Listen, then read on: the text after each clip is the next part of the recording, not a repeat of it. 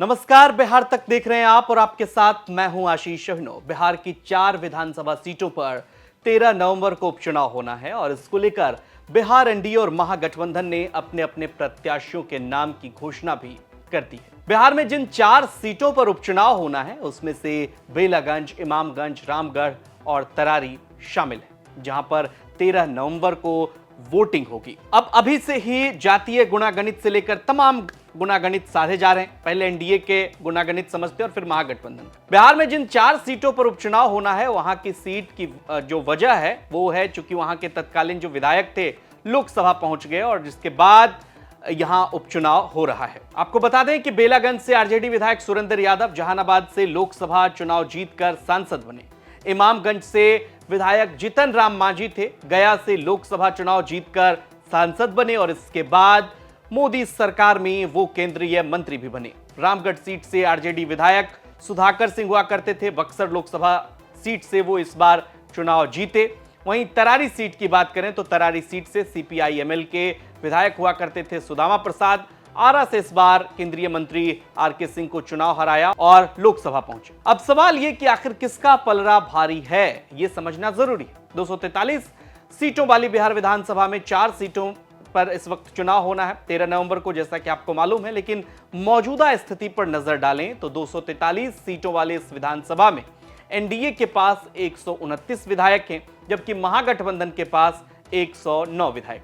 असदुद्दीन ओवैसी की party AIM के पास 1 विधायक। गौरतलब है कि उपचुनाव में होने वाले जीत या हार से लेकर नीतीश कुमार की सरकार के सेहत पर कोई असर नहीं पड़ेगा, लेकिन महागठबंधन के लिए यह चुनाव प्रतिष्ठा का सवाल है, क्योंकि 4 में से 3 सीट इस वक्त महागठबंधन के पास है। मतलब जो सीटें थी वहां पर महागठबंधन की स्थिति।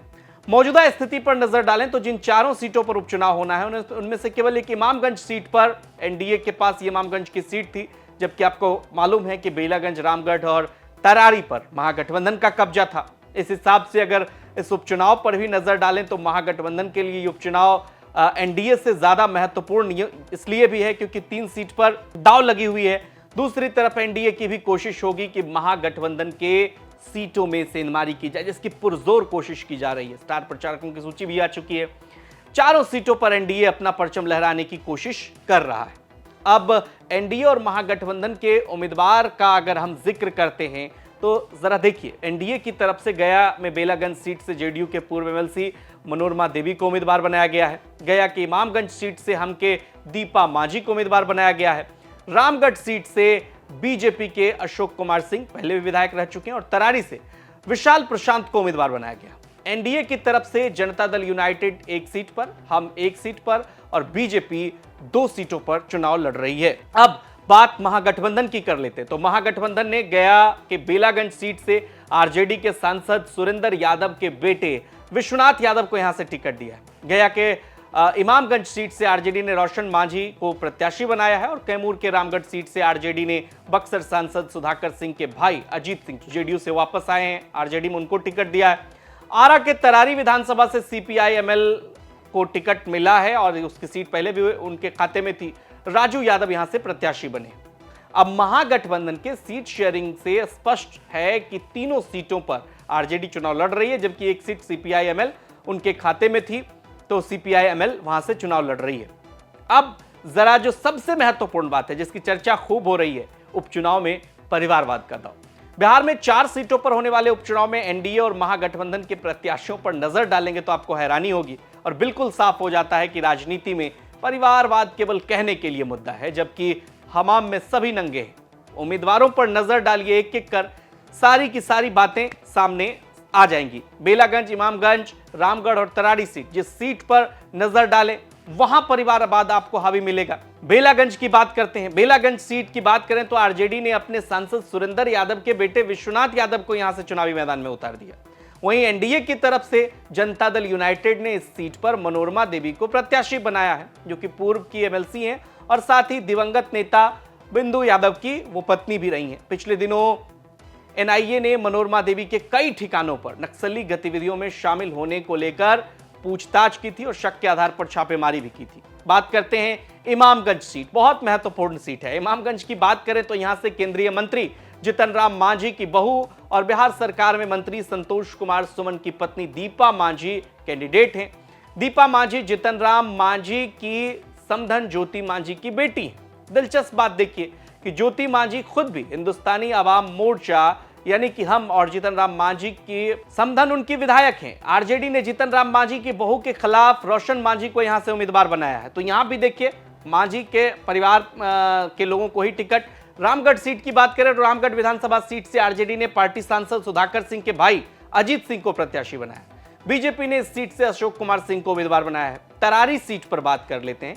तरारी विधानसभा सीट से एनडीए की तरफ से बीजेपी के पूर्व विधायक और बाहुबली नेता सुनील पांडे के बेटे विशाल प्रशांत को चुनावी मैदान में उतारा गया है, जबकि सीपीआई एमएल ने एक बार यहां से फिर से राजू यादव को प्रत्याशी बनाया, हालांकि 2 बार से सुदामा प्रसाद विधायक। अब परिवारवाद पर जैसे ही सवाल उठा, जीतन राम मांझी ने अपनी बहू का बचाव किया। बिहार में 4 सीटों पर उपचुनाव, आपको मालूम है कि जैसे परिवारवाद को लेकर लगातार लोग निशाना साध रहे हैं, और सबसे ज्यादा जो चर्चा है वो इमामगंज सीट को लेकर के है। वह इमामगंज की सीट इसलिए ज्यादा चर्चित है क्योंकि जीतन राम मांझी ने अपनी बहू दीपा मांझी को प्रत्याशी बना दिया। अब दीपा मांझी को प्रत्याशी घोषित करने के बाद से ही जीतन राम मांझी पर जो विपक्षी दल हैं वो हमलावर हैं। वह इसलिए क्योंकि जीतन राम मांझी खुद केंद्रीय मंत्री हैं, उनके बेटे संतोष सुमन बिहार सरकार में मंत्री हैं, समधन ज्योति मांझी पार्टी में विधायक हैं, और अब मांझी ने अपनी बहू ज्योति मांझी को इमामगंज से प्रत्याशी बना दिया है। तो देखिए, हालांकि मांझी लगातार जो है बचाव करते नजर आ रहे हैं। जीतन राम मांझी के ऊपर जब परिवारवाद को लेकर हमला बोला गया तो उन्होंने सोशल मीडिया के माध्यम से अपनी बहू का बचाव किया और कहा कि मैंने दीपा की शादी अपने बेटे संतोष सुमन से इसलिए कराई थी क्योंकि दीपा अपने समाज की पहली लड़की थी जो सभी सामाजिक ताना बाना के बाद गरीब बच्चों के बीच शिक्षा की अलग जगह रही थी। मेरे मुख्यमंत्री बनने से पहले दीपा मांझी जिला परिषद की सदस्य निर्वाचित हो चुकी थी। मेरे बेटे संतोष सुमन के एमएलसी बनने या मंत्री बनने से पहले ही दीपा मांझी पूरी तरह से राजनीति में सक्रिय थी। जब भी विपक्ष ने किसी महिला को आगे करके हमारे एनडीए गठबंधन के नेताओं को घेरने की कोशिश की तो दीपा ने उन्हें मुंहतोड़ जवाब दिया। इसके बावजूद भी कोई दीपा को लेकर मुझ पर परिवारवाद का आरोप लगाता है तो ये उसकी विकृत मानसिकता को दर्शाता है। अब जीतन राम मांझी बचाव में ये बात लिख रहे हैं।